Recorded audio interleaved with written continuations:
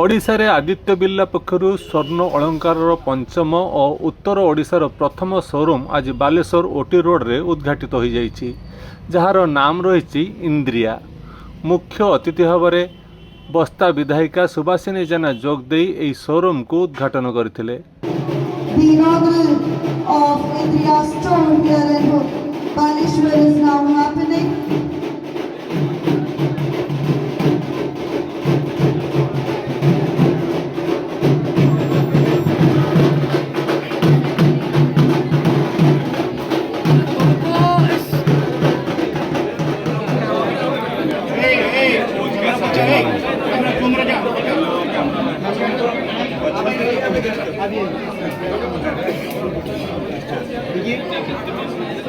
ଏଠାରେ ମୁଖ୍ୟତଃ ସ୍ୱର୍ଣ୍ଣ, ଡାଇମଣ୍ଡ ଓ ହ୍ୱାଇଟ୍ ଗୋଲ୍ଡର ବିଭିନ୍ନ ପ୍ରକାର ସୁନ୍ଦର ସୁନ୍ଦର ଗହଣା ମିଳିପାରିବ।